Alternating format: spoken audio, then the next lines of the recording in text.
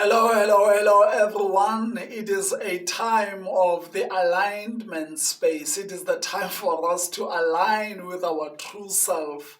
And how do we align with our true self? We seek God's will and to just perform what the will and the purpose and the intention of God is in our lives. Somebody suggested that I talk on a subject, is God okay when people are poor? Now, you might think that this is a no-brainer, but when you think about the fact that poverty is with us and the poor are continuing in suffering in the face of the abundance that we have, it makes you wonder, is it really something that is divine sanctioned? Or is there something more? Is it just a human thing? And therefore, this subject, I'm going to use it to go really deep into the explanation or exposition of this question: is God okay when people are poor? So to deal with this topic, I want to deal with poverty, God, and the poor. Let's start with poverty. What is poverty? Poverty comes as a result of selfishness, greed, injustice, and the need for power by others so that they can use it against other people. All these things that I am talking about, selfishness, greed, injustice, corruption, and power, all these things come as a result of the corruption of the human soul. The human soul becomes so corrupt that we end up manifesting these things. And therefore, I want to put it outright very clear. Poverty is human-made. Poverty is a reflection of how low we as a human being have deteriorated, how low our human moral condition has deteriorated. Poverty is found in the scarcity mentality. What is the scarcity mentality? It is the kind of mentality that operates on the basis of fear. Fear that everything exists in limited proportions, that you've got to get as much as possible, keep it for yourself as much as possible, and if you really have got to give away anything, give as little as possible. Scarcity mentality is the mentality that is run on the basis of fear, where fear says there isn't enough to go around, and therefore we operate on the basis that we've got to grab, to hoard, and to give as little as we can. The death of the human moral conscience makes it possible that we live in a country where the gap between the richest and the poorest is widening on monthly basis, and all of us are just okay with the fact that others can go without when others are having an abundance. Now let us look at the second subject, which is God. God, as the creator, wired everything in creation to be in abundance.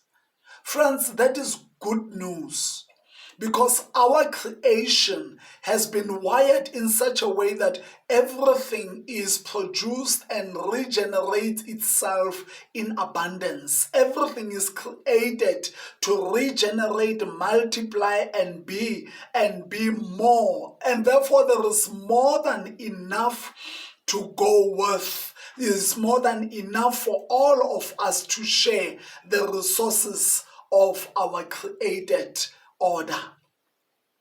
All natural resources that we need to create wealth for all is given in abundance. So abundance is part of what was created by God. The plan, desire, and the will of God is for everyone to have enough to go with. The divine plan is based on a principle of love and sharing the abundance that God has created with fellow human beings. So poverty brings suffering, pain, and it strips humanity of its dignity. Poverty is not the will of God, friends. It is a fallen state of human moral consciousness. Poverty is evil. It breaks the heart of God. Poverty is a state that humanity has chosen. It might be difficult for us to believe this or to understand this or to process this, but indeed it is a state that we deliberately choose. It is a state of living that those who have power and authority are happy to keep the status quo and let the majority to enjoy everything. It is the state of existence that appeases the corporate ego. You know, every human being has got the ego, but there is also what we call the social or the corporate ego. The ego of the rich and powerful feel good when other human beings look up to them for alms or charity. Poverty serves our egotistic nature of separating and putting people in different categories and levels. The ego separates and feeds pride.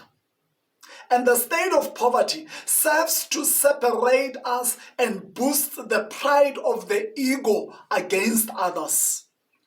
It is about power and control.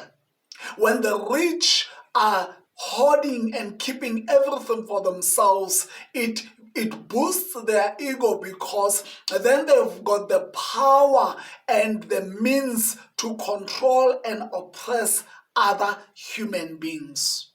That is how the ego operates, friends. It separates, it controls, it manipulates, it belittles, it strips dignity of the other. And poverty is a perfect state to ensure that the ego-based system of inequality and separation is our reality. The ego needs poverty. Now, I want to proceed to talk about the poor. When we talk about the poor, we're talking about fellow human beings. Fellow human beings that were created in the image and the likeness of God, with the same stuff that went into creating the rich and the middle class. The rich and the middle class, regardless of what they might think or believe, we are inextricably linked to the poor simply because we are all human.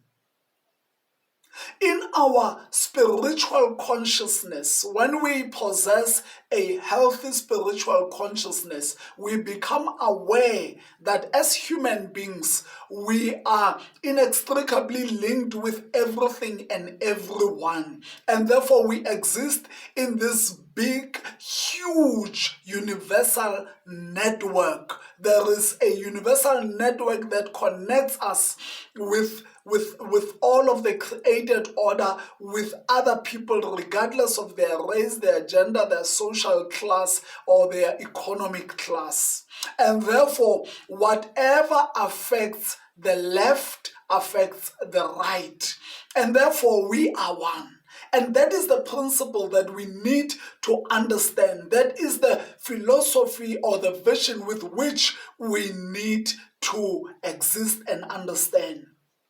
No matter how much we like separating ourselves and putting ourselves in different levels and categories, we are all vulnerable to the same fate in our existence. And COVID-19 has shown us this, didn't it? With COVID-19, we realized, all of us, that we are vulnerable, we are mortal, and we are weak. And therefore, we are one. We are one. We suffer the same fate. It demonstrated to us how we can all suffer the same thing and be held down in just one super grand wave of fate. There is an overwhelming evidence in the Bible that God is generally on the side of the poor and the vulnerable and the oppressed. There are many examples in the Gospels where Jesus Christ shows sympathy to the poor, marginalized, and oppressed.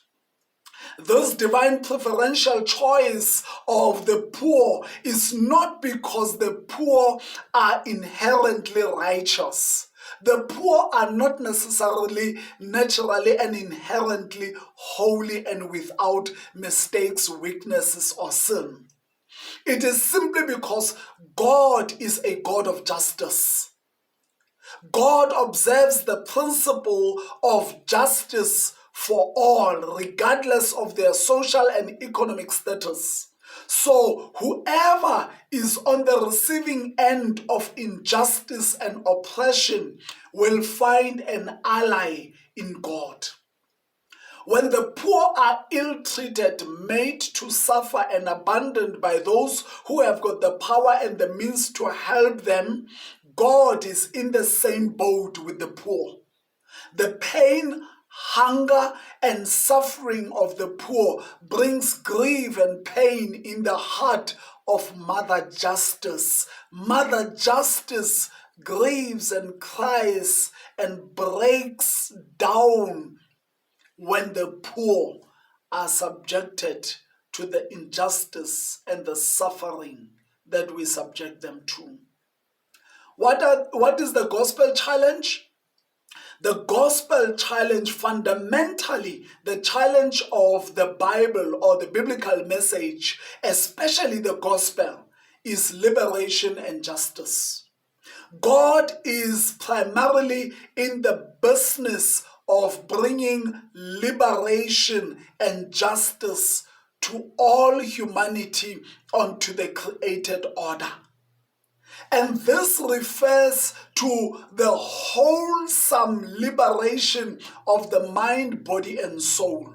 Salvation or liberation of humanity includes all facets of human existence, i.e., the spiritual, psychological, social, economic, and political liberation, a total, wholesome, comprehensive liberation of humanity and all of life. Therefore, if we claim to be believers, if we claim to be children of God, if we claim to be people of faith across all religious organizations, if we want to be aligned with the mission of God in this world, we need to be in alliance with the poor. More than advocates of the poor, we need to be activists alongside the poor, striving for economic liberation and justice for all human beings and all of the created order. In fact, it is a biblical assertion that if we are going to experience heaven, whether here or after life, the criteria that Jesus Christ shared with us in Matthew 25 is that we need to offer justice and help to the poor. Otherwise, we are not going to inherit the joy and the celebration of the heavenly kingdom, neither here nor in the afterlife. So, a short answer to the question, is God okay when people suffer or are poor? The simple answer is no. Instead, God is aggrieved by poverty and is in deep pain as people suffer.